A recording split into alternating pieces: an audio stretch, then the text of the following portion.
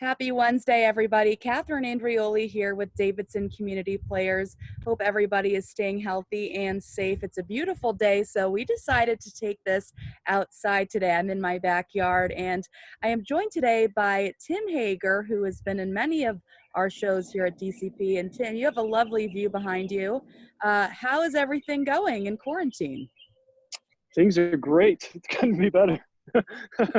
um, Things are going relatively good. You know, it's slightly, everything is uh, a little anxious, a little uncertain. But the thing that I've been most excited about is just the response from people. It seems like the best in people come out in difficult situations, and I think in our community locally and then nationally, we've seen people respond in ways that are really beautiful and exciting and creative. So that part's been great. But we're all dealing with this and trying to figure out how we move forward. So Yes, and so you've been in many of our shows at DCP. The most recent was Wait Until Dark. Tell us about that experience and just kind of the background, how you got involved at DCP. um, I, what's funny about DCP is I have a friend named Christine Noah who used to work at Children's Theater when I used to work at Children's Theater of Charlotte, and she was a Davidson graduate.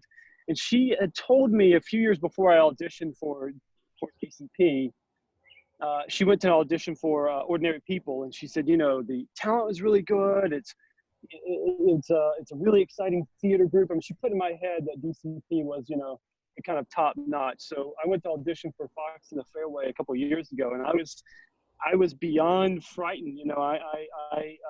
She had set the bar so high for DCP that I was really intimidated. But I'm glad I went to audition. Otherwise, I would have just been intimidated. But she was right. DCP is a great theater. They get a lot of talent. The shows there are always excellent, and every experience I've had at DCP has been a great one.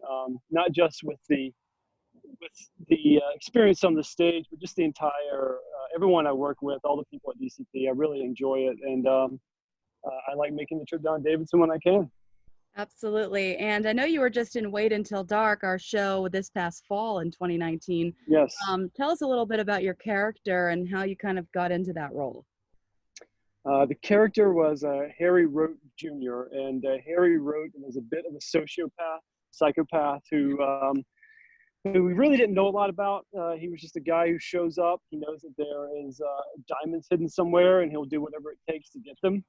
The role allowed me to play a couple of different parts. He plays different characters in his scams, and the most exciting is the very final scene with Becca Worthington, who is a really good friend of mine, and who I basically auditioned because it was a chance to work with Becca. We've done a few plays together, and I knew she would be.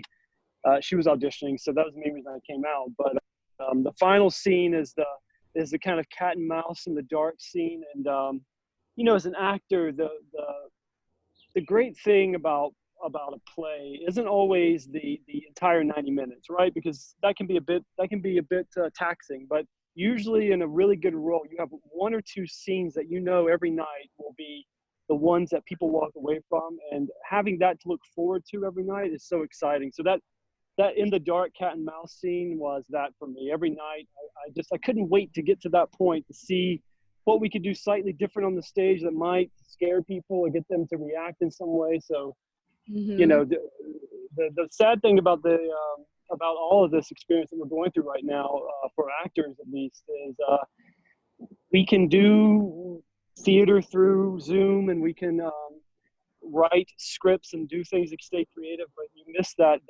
reaction of people watching you in an intimate space and reacting to what you do. That you can't replicate any other way.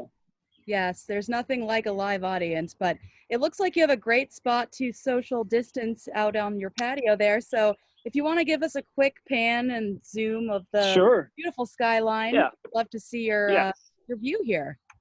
This is my backyard. I built 90% of this. There's the view tower. So if you're in Uptown, the view is a high-rise where people live. That's that one. This one right in front of us is, I believe, one of the Bank of America buildings, and then that's Hearst Tower, if you can see where I'm pointing. But The great thing about my rooftop is that rarely anyone up here. If you're ever in the neighborhood and want to have a quiet place to contemplate thoughts, it's usually pretty quiet up here. So Yeah. when I can, I try and get up here. Well, it's a wonderful space to be, especially nowadays. So, Tim, we thank you so much for joining us today. And for everybody else out there, stick through this. We're all in this together. And be sure to subscribe to our YouTube channel to view some of these videos and get to know some of our actors behind the scenes. So, thank you, Tim. We will Thank definitely be you. in touch. All right. Bye bye.